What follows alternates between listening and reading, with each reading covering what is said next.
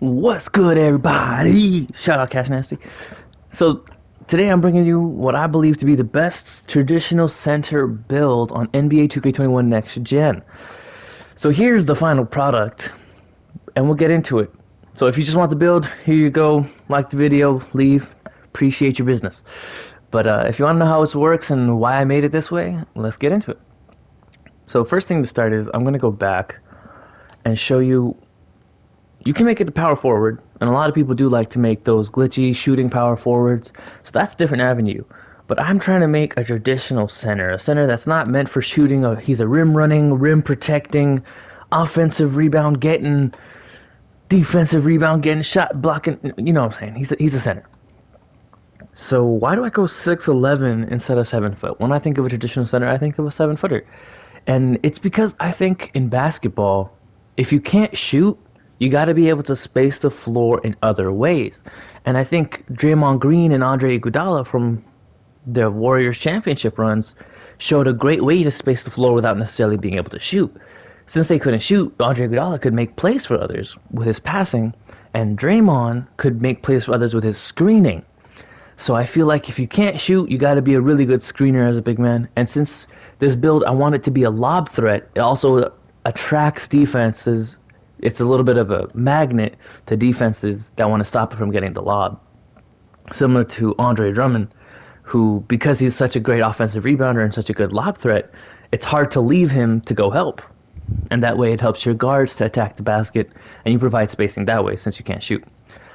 So, with that said, in this gen, the majority of big man dunk animations, when you're 6'10" or above, they come at a 90 standing dunk and a 65 vertical. And you can check that out. NBA 2K Labs did their own video about that. But the alley-oops, the contact alley-oops, they come at an 85 driving dunk.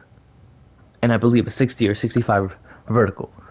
So at 7 foot and max wingspan, you have to decrease your strength a whole lot to get that 85 driving dunk. And you could be saying, hey, Joystick, I don't mind a 68 strength. But the problem with that is that you don't get Hall of Fame brick wall. So you're not going to be as effective as a screen setter. So if you go back up to the default weight, which was like 256, then you can turn your height down by 1, and you already get those every single dunk package in the entire game. So you can do something like an 85 or a 259 weight, or maybe you want to go down until you have a 95 strength. And there you go. This is something you could do. You could be 256, 6'11" with max wingspan, and still get all those dunk packages. So you're a great threat there, and you're also a 95 strength, so your screening is going to be impeccable. You're going to be hitting point guards with screens in the park and making them touch earth. Like, I mean, you're going to be a very dominant physical build. And I think there's no problem with this. If you want to go this route, I think that's really awesome and it'll work really good. But for me, what I did was I decreased the weight to 242 on the dime. That way you still have 84 strength, so you're about 85 strength, and then you also get that 65 acceleration with an 88 driving dunk, because it gives you a little bit more driving dunk. And I think it'll help overall. So I know the strength is an issue, and that's something that maybe you debate with yourself, or maybe you find something preferable. But that's something that I believe is a right avenue to get Hall of Fame brick wall. If I recall correctly, and we'll check on the next screen, you need a 79 strength. So maybe you're like, oh, I'll go 236. And again, it's up to you. It's how you want to make the build. This is what I believe to be effective. You have a 94 interior defense still. It doesn't go down too much. Where if you go down to like 236, you're losing -4 on that. So 94, I still think is effective there. But alright, moving on to the next stage. I go built. I think it looks good. You could go maybe Burley, or you can go defined, however you feel. It doesn't matter as much. Alright, continue. So to start, I think let's start with the physicals, because, you know, you're a big, slow center. You probably want to have your physicals up. So you only get 93 stamina maxed, so it's not too high. And oh, you can see here, your strength, yeah, at 79, you get Hall of Fame brick wall, and at 83, you get Hall of Fame back down Punisher. So I maxed out the strength. I do think strength is super important.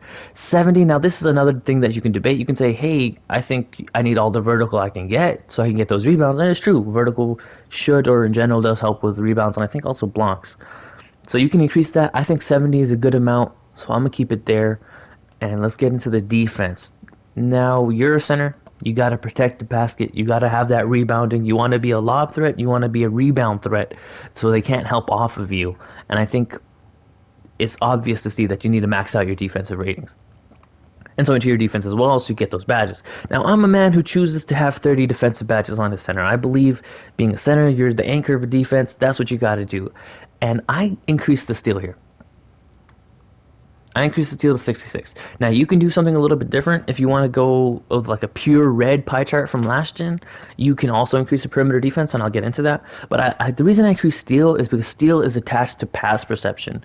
And if you're guarding a pick and roll, for example, you want to be able to get the steal in the lane. You got interceptor on gold here. You want to be able to get the steal in the lane so you're not like just giving up lobs and dump off passes to the center every possession. So that's why I increased steal.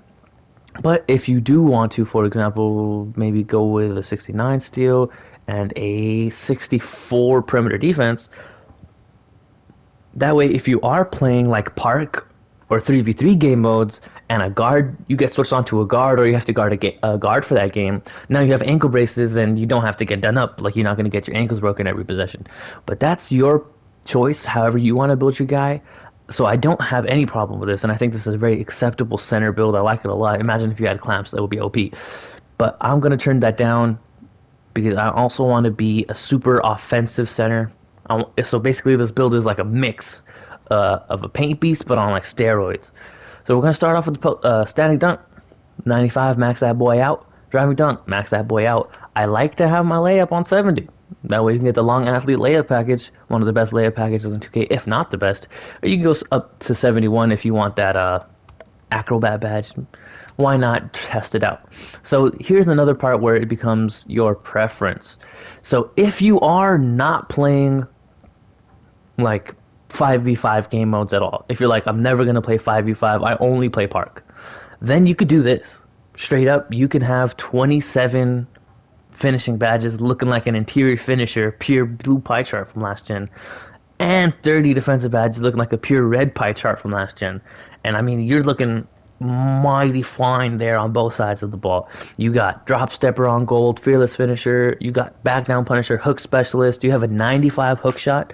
As Zach Timmerman said on Twitter, close shot and hook shot are equal attributes, they're the same thing. So I mean, you can go off against pure red centers. You can score. If you get mismatched, it's a GG. That guy's out the game.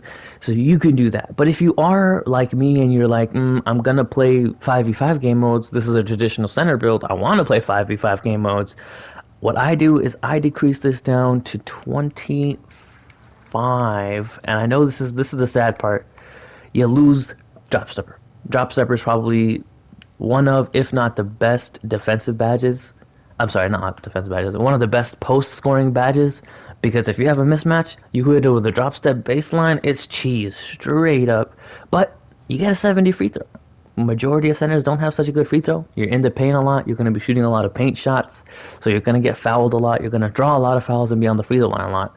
This way you can hit them consistently. I feel like 65 is good enough to be a consistent free throw shooter, but even then, you don't get drop stepper back.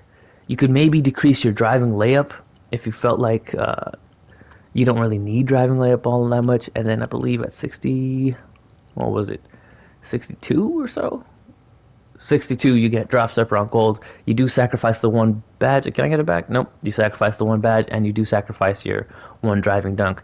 So I believe since you do get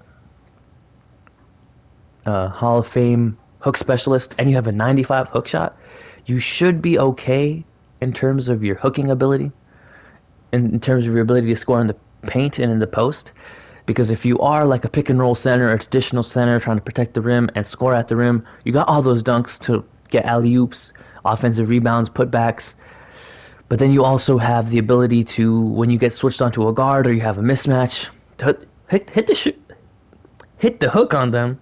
English, hit the hook on them And you can do that consistently. I mean, Hall of Fame hook shot with a 95 close shot. But let's say you don't need that. You're not feeling that as much. You rather have the post moves. So you can edit it up. There's a few ways you can do it. You can edit it up if you want to sacrifice that. Maybe you're like, I just want the badge. As long as I have the badge, I'm okay. Maybe you're like, I really want postman technician because that's a cheesy thing. So you can do something like that. Maybe you take this down a little bit, put that up. So it's up to you. The way I do it is I keep this on 51, keep that on 70, maybe 71, get that last attribute up. And that's the way I do it. I'll settle with the hook shots instead of drop steps. And you're still a 6'11", 242. So if you get like a point guard on you, you'll still be able to drop step them. And maybe you say, I don't need the free throw as much. I'd rather have the vertical. I'd rather have more vertical. There you go. These are things that you can change. A 75 vertical is pretty good. Not allowing me to increase anything else, but they're not letting me leave this menu. So that's an interesting glitch there, 2K. Oh, there you go, speed the ball. My apologies, 2K. All right, cool. So now when it comes to takeover, got some good looking takeovers. I don't know how much interior badge drop is going to help. That's a takeover that we're going to have to learn more about. Box out wall is another one. How well is it going to work? Let's see. It's good to get a swim around for sure. Glass cleaning dimes. Again, I think you just throw outlets, bro. I don't know what you want to do with that. That's not really a badge that's going to be effective. So, stuff blocks, I think, is more like the rim protector from last gen and previous 2Ks, and see the features like glass cleaning takeover from last gen and previous 2Ks. So, that's the one I would go with. Now, let's test the build real quick at 95, because again, maybe you don't want to grind your boy out all the way. Maybe you don't want to work all the way to 99. So we're going to test them out at 95, see what kind of badges I put on, see what kind of badges you guys might like to have on, and define your role. You know, badges help to define your role and what you want to do. So first things first, you got to get that posterizer. I got to get that dunk on them, boys. And I like to have Lob City Finisher. Now, what level of Lob City Finisher? That's a question you can have. So you can do something like silver, maybe gold, maybe Hall of Fame. But for right now, I'm going to put on a Hall of Fame just to show you that you still have plenty of badge points available to do lots of other things that you can do. I think you need hook specialists. You have a 95 hook shot, 95 close shot. Throw those hook shots up. Be a little bit glitchy as a center. And you could be pretty dominant that way as well. So putback boss is another one that you want to have as a center, because you're trying to get putback shots. So it says enables putback dunks and boosts the shot attribute. So you want to be able to get those putback dunks. So you want to have it at least on bronze. Now, what level you want it on? Gold maybe, silver maybe. But for right now, I'm going to keep it on bronze. And I'm going to go fearless finisher, because you're going to have a lot of contact down there in the paint. You're going to have a lot of body-to-body layups and strengthens the ability to absorb contact and still finish. I think either on dunks and layups, but I'm pretty sure it focuses more on layups. So I put that one on. And I also put on Slithery. I know what you're thinking. Why do you need Slithery finisher there, joystick? Well, the hope is, on a pick and roll, you catch the ball and you can go up and hopefully you don't get any contact. If you do, fearless finisher's there. But hopefully you don't. And then, again, now this is, again, your choice. You can go for something like Heat Seeker, if that becomes a really good badge. You could do Teardropper. A lot of centers in the NBA really like to catch the ball maybe 10 feet out and throw up a little floater. I don't know how effective that is in 2K. But you go back down Punisher. You're like, hey, I'm going to back you down a little bit, get a few easy back downs in there. Plus, you already have an 85 strength. So if it's similar to last gen and it gives you a plus 10 strength boost, then, I mean, you're looking like you got 100 strength right there. Alright, so that's a pretty good setup, I think, for the finishing badges. Don't got no shooting, don't got no playmaking. So straight on to the defense. Now, if you want to be, so obviously you got to have brick wall. As I said earlier, you want to be able to help playmake for others with that screening. Intimidator, is it all the way Hall of Fame? Is that what you want to do? Maybe you want to do bronze, but I'll show you my first initial badge setup to make like an ultimate rebounding defensive center that really just helps out the team in general with his ability to play D. Or maybe you want to go postable lockdown so centers can't score on you. But that's probably a setup I'd have. One where I'm protecting the basket, setting hard screens, and still like eating every rebound. I mean, you're 6'11" with a 95 offensive rebound, 95 defensive rebound. You're eating everything out there.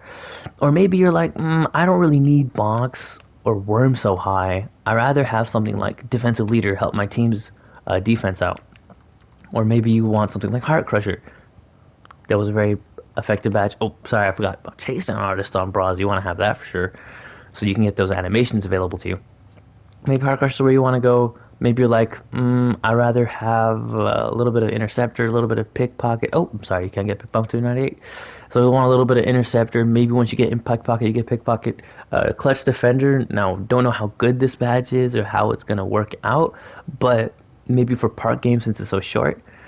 So that's the setup you can go with. This is probably going to be the setup I go with, something like this. And I think, you can define how your build wants to play and how good you're going to be depending on your badges.